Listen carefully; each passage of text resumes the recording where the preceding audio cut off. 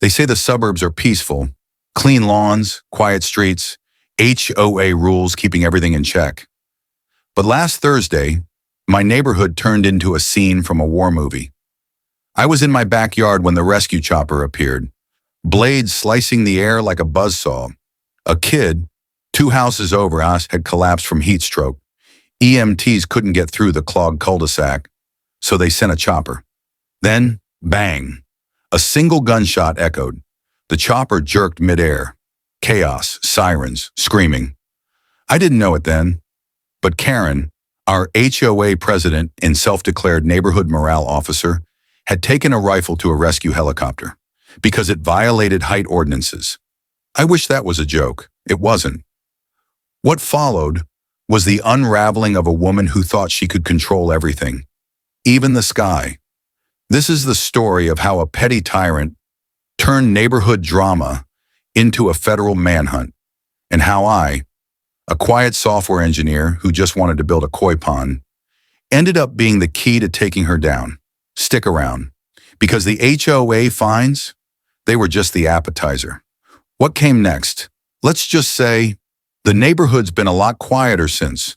Before the helicopter, before the federal agents, there was just Karen. She was the kind of person who smiled like she rehearsed it in the mirror. Moved into the corner house 3 years ago, ran for HOA president 6 months later, won by default because no one else wanted the job. Karen had opinions, loud ones, lawn length, mailbox design, even the shade of mulch. I once got a warning letter because the koi pond I was building was not in harmony with the community aesthetic. It looks like a swamp, she had said, hands on hips. It's not finished, I replied. Still, she sniffed, you should reconsider. Think of the neighborhood's image. The funny thing about Karen, she didn't work, or at least, no one knew what she did. She had time, a lot of it, enough to patrol the streets with a clipboard, document violations, enforce bylaws with the zeal of a prosecutor. At first it was funny, then she started finding people. One neighbor got dinged $75 for a wind chime. Another, $200 for non-regulation garden gnome height. Still, we tolerated it. Karen was annoying, but manageable, like a raccoon in your attic. You know it's there, but you don't burn the house down over it. But then came the fire pit incident. It was a Sunday. I had invited a few friends over. We lit a small fire in the backyard, toasted marshmallows, laughed. Then came the flashlight beam and the voice. That is a code violation. Karen stood at the edge of my yard, like a villain in a horror movie, clipboard in hand. It's an enclosed pit, I said. It emits smoke. Smoke is unsightly. I didn't respond. She left, or so I thought. The next morning, a $500 citation taped to my door. HOA letterhead, no signature. I called the HOA board. Karen is the board warrior, they told me.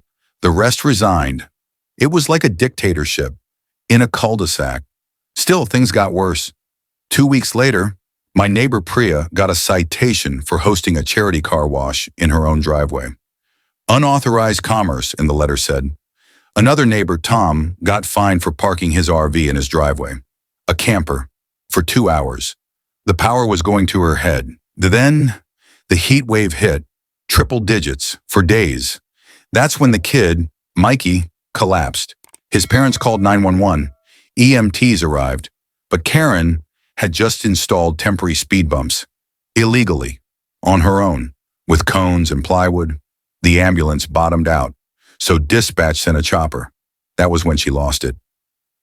A helicopter violates FAA height rules and local noise ordinances, she allegedly told police. Then she went inside, came back with a hunting rifle. This is a peaceful community, she screamed. Then she fired. That was just the beginning. After the shot rang out, everything spiraled. The helicopter spun, but stabilized. It didn't crash, thankfully. Mikey survived. But Karen, she vanished before the police arrived. Her house was empty, phone disconnected. Her garden gnomes, however, remained precisely arranged. That week, the HOA board email bounced.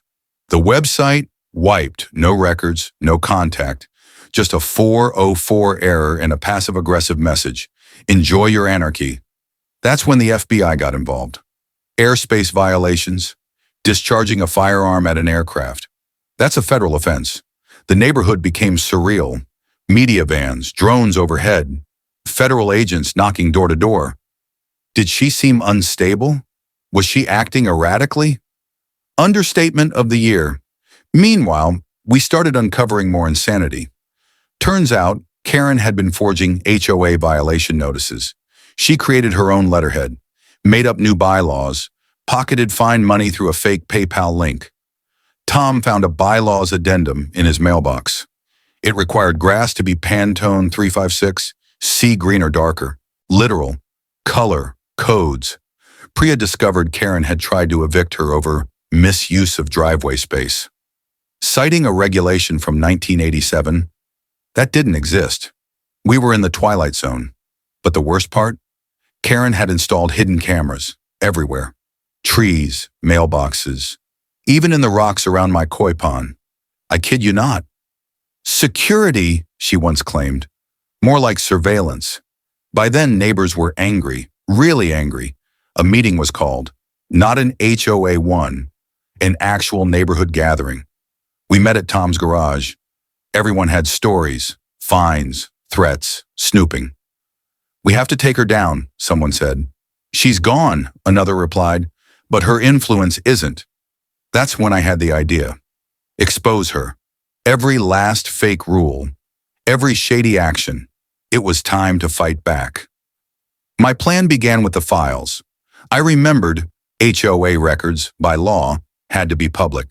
If Karen had deleted the site, we could still request county filings. I drove to City Hall, filed a records request, and 2 days later, bingo. Karen had never been legally elected. Her vote happened at a meeting she held by herself. No quorum, no signatures, just a photocopy of a vote tally that listed Karen 5 times, under different aliases. Armed with this, I gathered a few neighbors. We created a new HOA website, this time with real bylaws, launched a community vote. Everyone who had been fined got a say. We posted a big sign on the community board. Karen's reign is over, HOA elections, this Saturday. But we didn't stop there. Tom installed security lights aimed at Karen's house. Priya designed Karen-free zone flyers. We handed them out with ice cream sandwiches, symbolic actions. Then came the press. I reached out to a local news anchor, anonymously, fed them the story. Rogue HOA president, fake fines, attempted chopper takedown. They ran it. Suburban tyrant fires on rescue helicopter. Feds investigate neighborhood cult. That headline blew up, and suddenly, Karen wasn't just our problem. She was everyone's problem. 3 days later, someone spotted her in a Walmart parking lot, 2 towns over. She was wearing a hoodie, sunglasses, and clutching, I swear, a binder labeled neighborhood order. The FBI got the tip. They caught her in the garden aisle. Fitting, really. When agents approached, she reportedly shouted, "I am the president. This is illegal." They cuffed her right next to a pallet of Miracle Grow.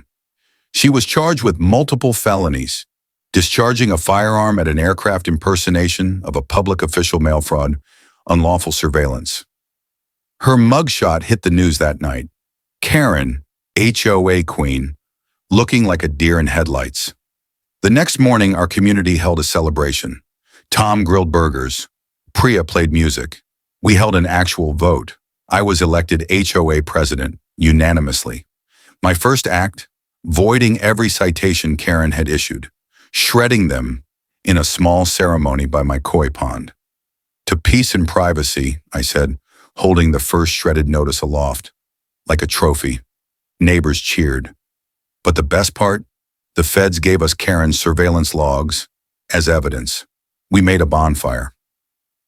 "That's for the gnome citation," someone yelled, tossing one in. "And that's for the RV fine." Even Mikey's parents showed up, gave a quiet thank you. The kid was doing well. And me? I finally finished the koi pond. No more citations, no more clipboards, just quiet water, flickering tail, and peace. Sometimes, the biggest tyrants aren't presidents or CEOs. They're neighbors, with too much free time and a taste for control. Karen thought she owned the neighborhood, but control is an illusion when it's built on lies, fear, and fake bylaws. The funny part? She tried to impose order, but ended up unleashing chaos. I learned something. Silence enables entitlement, and sometimes the only way to stop a bully is to pull back the curtain, publicly. I never wanted power, but sometimes you've got to step up, not for control, but to restore balance. Today, our HOA is community-run. Real votes, real transparency, and zero gnome regulations. My koi pond? Flourishing. The best revenge is peace. So, what would you have done? Would you have fought back or moved away? Let me know in the comments. And if you made it this far, drop a justice served in the chat. Until next time, watch your bylaws and never underestimate a quiet neighbor with a printer and a plan.